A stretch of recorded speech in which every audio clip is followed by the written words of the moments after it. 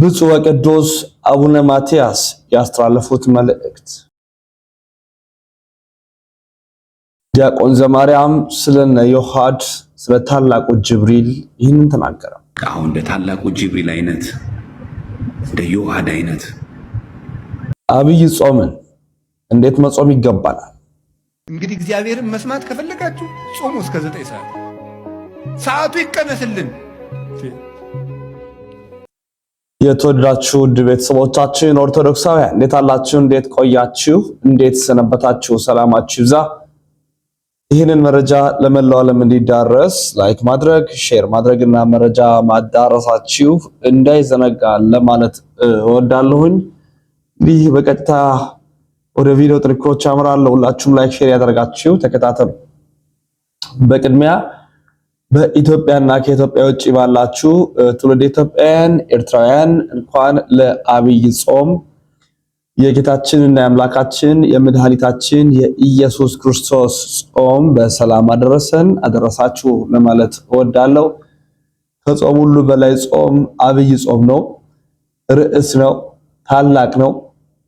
አብይም የተባለበት ጌታችንና አምላካችን መድኃኒታችን ኢየሱስ ክርስቶስ ራሱ የፍጥረታት ሁሉ አባት፣ የፍጥረታት ሁሉ ገዢ፣ የፍጥረታት ሁሉ አስገኚ የጾመው ጾም ስለሆነ ነው። ሁለተኛ ደግሞ የቀኑ ርዝማኔ ከአጽዋማት ሁሉ በላይ በመሆኑ 55 ቀን ስለምንጾም ይህ ጾም አብይ ይሰኛል።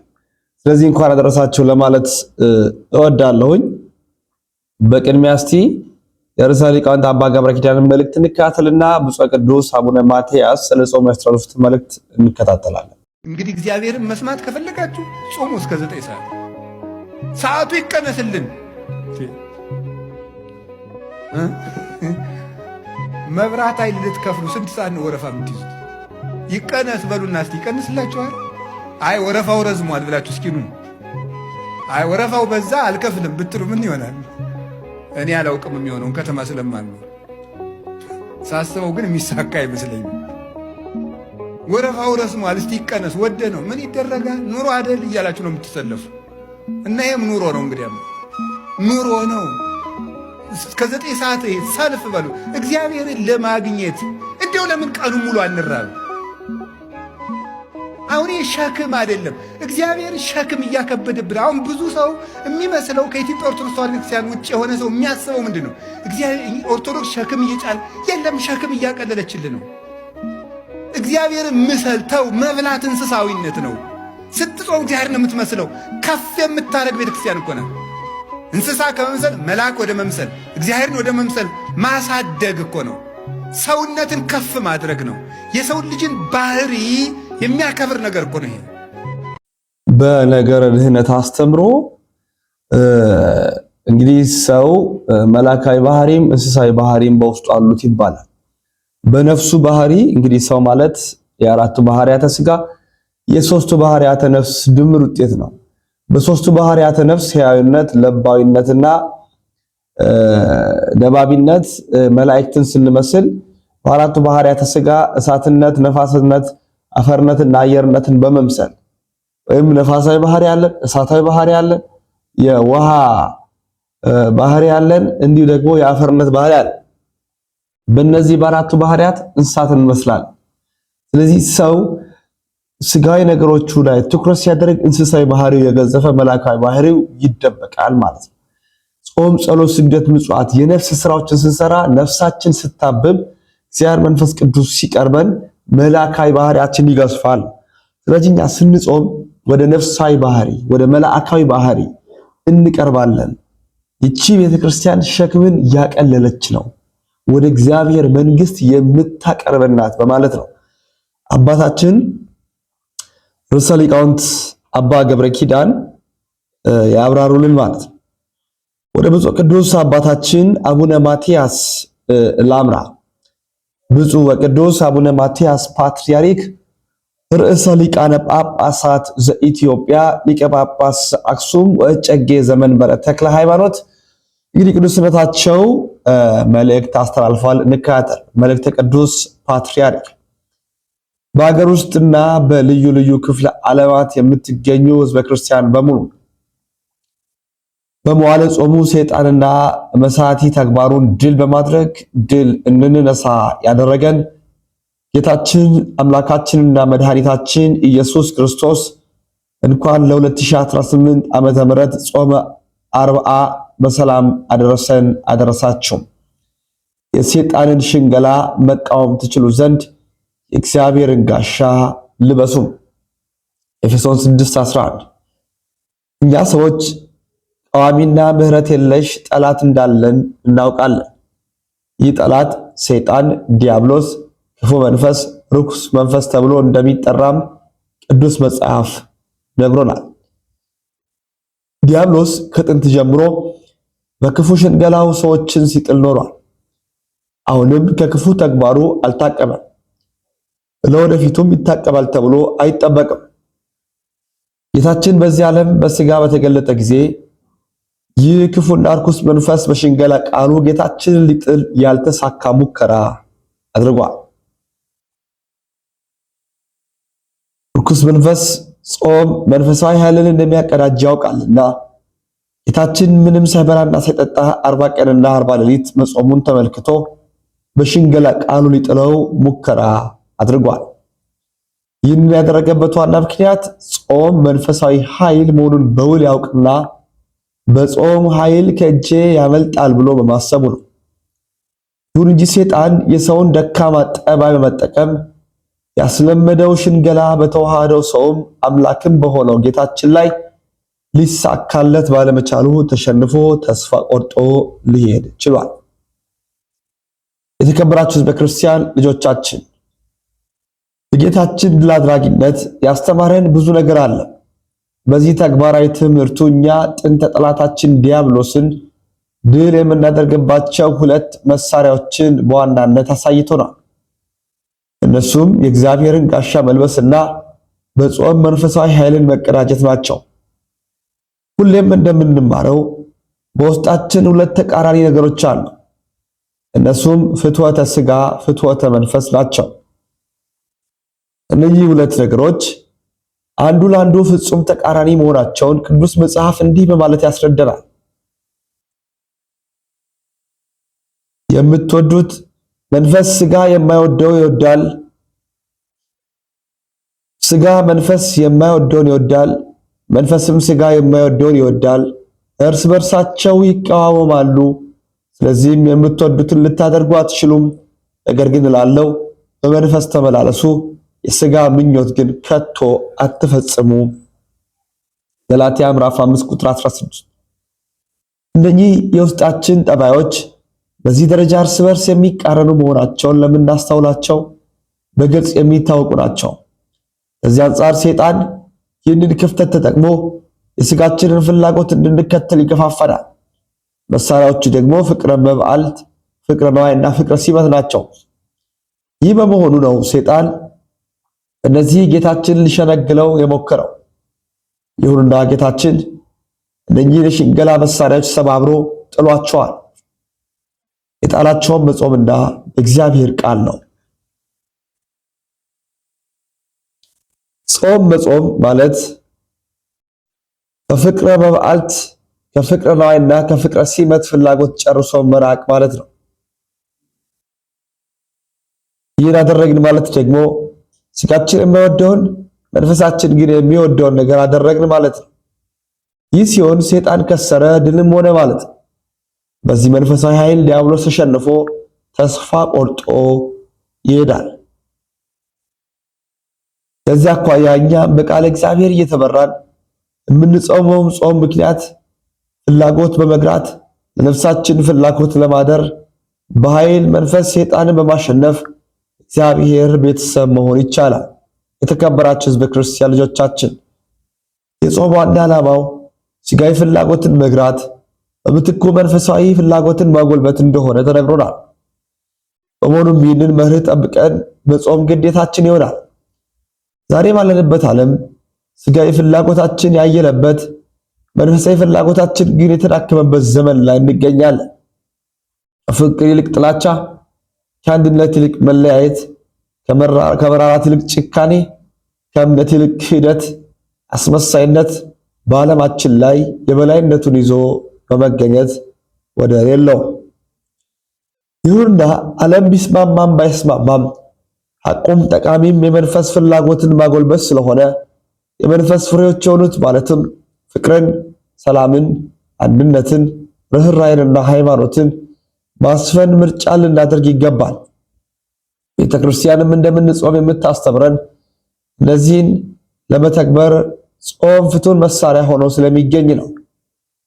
ከዚህ አንጻር የጾም ዓላማውና ግቡ ጽኑ ሃይማኖት፣ እውነተኛ ፍቅርን፣ ዘላቂ ሰላምን፣ ልባዊ አንድነትን፣ የማይናወጽ ፍትሕና እኩልነትን፣ ወሰን የሌለው ርኅራኄን በውስጣችን ብሎም በዓለማችን ማስረጽ እንደሆነ በውል ተገንዝበው ጾምን መጾም ይገባል።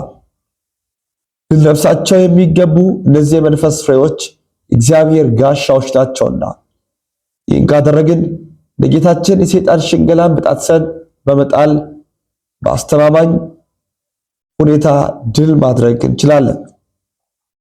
በመጨረሻም ይላሉ ቅዱስነታቸው የሕዝባችንና የሀገራችን የራስ ምታት ሆኖ የሚገኘውን ያለመግባባት ዝንባሌ ለመቅረፍ ከልብ በመጸለይ እንደዚሁም የተራቡትን በማጉረስ የታረዙትን በማልበስ የተጠሙትን በማጠጣት የተጣሉትን በማስታረቅ ፍትህ ለተነፈጉት እውነተኛ ፍትህን በመስጠት በኋላ ጾሙን እንድንጾም እግዚአብሔር ስም አባታዊ መልእክታችንን ያስተላልፋለን።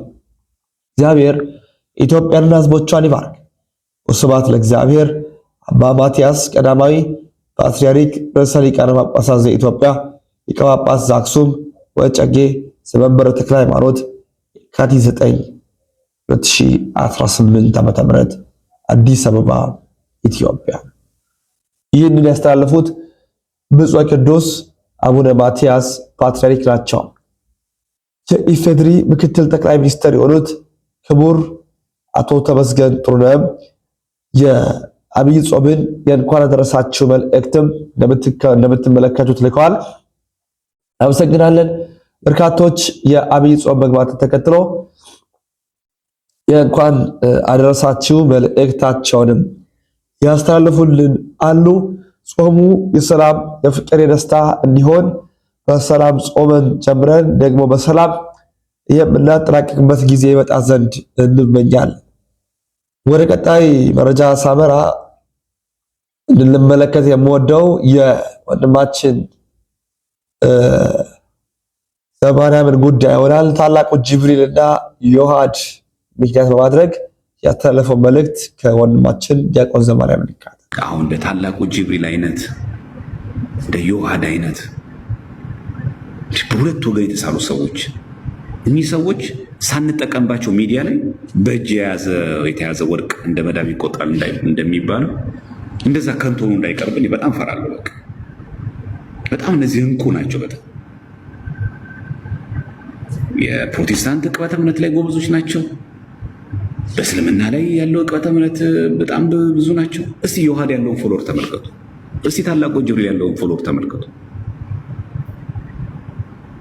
አሁን የኔ ቪዲዮን አሁን ፎሎወር ማግኘት ያለበት እነሱ ናቸው። እውነት እኮ ነው የምነግራችሁ። ከምን እንኳን መጠቀም እንዳለብን እንኳን አናውቅም። በእውነት የኔ ቪዲዮን አይነት እየተከተልን እነዚህን ሰዎች ነገ ሚዲያ ላይ ስላልወጡ በጣም እንደዚህ ስላልወጡ ምናምን ለዛ ነው አይደል? ከእውቀታቸው መቼ ነው ማዕድ የምንቋደሰው? ቁጭ ብለን መቼ ነው ማስታወሻ ይዘንስ የምንማረው? መቼ እንጠቀምባቸው? እነዚህ ወጣቶች ናቸው። ነገ እድሜ እየገፋ ሲመጣ ወደ ትዳሩ ወደ ራሳቸው ላይ ሲመጣ እኮ ላይቡ እየቀነሰ ይመጣል። ይህ አይነት ወጣትነት እድሜ ምናምን ላይ ባለ አንረጋም። ሽበት እየመጣ እርጅና እየመጣ ምናምን ሮጫ ነው እየከበደ ሲመጣ እኮ እንደዛ ይክላል። እና እንደዚህ አይነት እንቁዎቹን በጣም ብንንከባከባቸው መናፍቃለ ብቻ ለማተኮር ያለብን ለማለት ፈልጌ ነው። ለምንድን ነው እዚህ ያለውን ሀብት ማንጠቀመው? ለምንድን ነው በቃ ቁጭ ብለን በቃ ሲገቡን በማንማረው? አንዳንድ ጊዜ አሁን የእፎይን ላይቭ ቁጭ ብሎ መማር የማስበው ለእስልምና እምነት ተከታዮች ብቻ ብለን መማር ያለብን ነገኛ ብንጠየቅስ? ስለዚህ እኮ የነ እፎይ ስራ እኮ በአንድ ድንጋይ ሁለት ወፍ። እስልምና ያለ ሰው ቀጥ ብሎ ቆሞ ምንድን ነው የምከተለው ብሎ ራሱ እንዲያ ያደርገዋል። አንድ የሌለ ክርስቲያን ደግሞ እስላም የሆነ ሙስሊም የሆነ ወንድሙን ጓደኛው እንዴት በመረጃ መርታትና እንዴት አድርጎ ወደ እውነተኛው ወንጌል መመለስ እንዳለበት ጭምር እኮ መልእክት የተሰጠው ለአንድ ወገን ብቻ እኮ አይደለም። ግን እንከታተለዋለን ይነፎይ ወይስ የራሳቸው ጉዳይ ብለን የተወው? ይሄ በጣም መሰረታዊ ጉዳይ ነውና አንዳንድ ጊዜ የነፎይ ሲሰሰው አይ በቃ እስልምና ላይ እኔን አይመለከተኝም አይደለም። በአንድ ድንጋይ እኮ ሁለት ወፍ ነው። ከነሱ ጋር ዲቤት ያደርጋሉ፣ እነሱን ይመልሳሉ። እዚህ ያለን ደግሞ ኦርቶዶክሳውያን ደግሞ እንዴት ዕቅበተ እምነት እስልምና ላይ እንዴት እንደሚሰራ እንዴት እንደሚጠቀስ መረጃ እንዴት ትዕግስት ራሱ አትማሩ ከነፎይ? ያውም እኮ የአፈር ብላ ድንጋይ ብላ ብቻ እኮ አይደለም። ትገደላለህ፣ አንገትህን ነው የምቆርጠው ምናምን፣ ጭንቅላትህን ነው እንደዚህ ማድረገው፣ አንገትህን ቀላልሃለሁ። ጸጥ ዋጥ አድርገህ ጨርሰሃል። እሺ እንቀጥል ወደ ዋናው ሀሳብ እያልክ በአንገት ላይ እኮ የምትደራደረው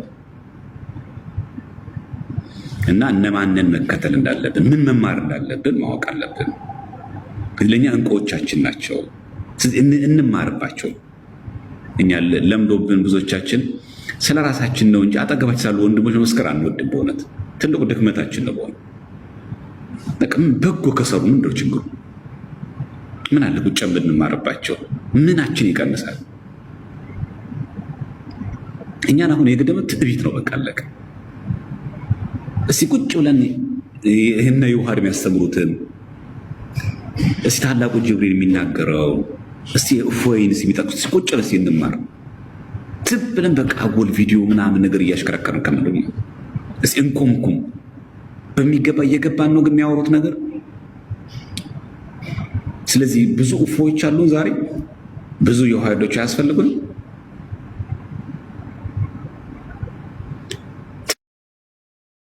ልክ እንደ ታላቁ ጅብሪል አይነት ብዙ አይነት ሰዎች አያስፈልጉን።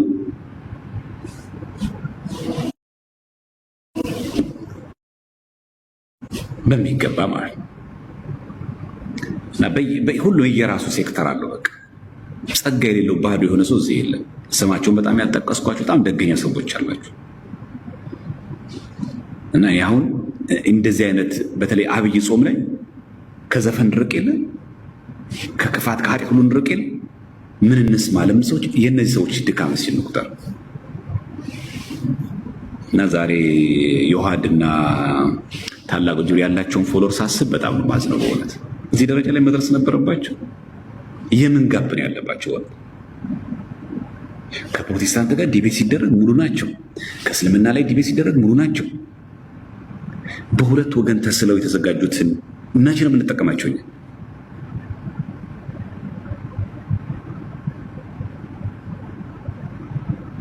በቃ እነሱ ጉዳያቸው በእውቀት ላይ ነው ያደረጉት።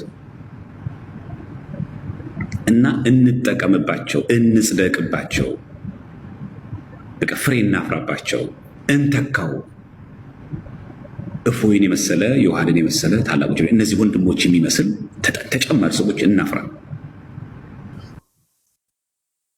የተወዳችሁ ቤተሰቦች የዛሬ ቪዲዮ መረጃ ማስረጃዎቻችን ይህን ይመስላሉ። በሌሎች መረጃዎች እንመለሳለን። ተሰነባበት። ንሳና ይበታ ይበላ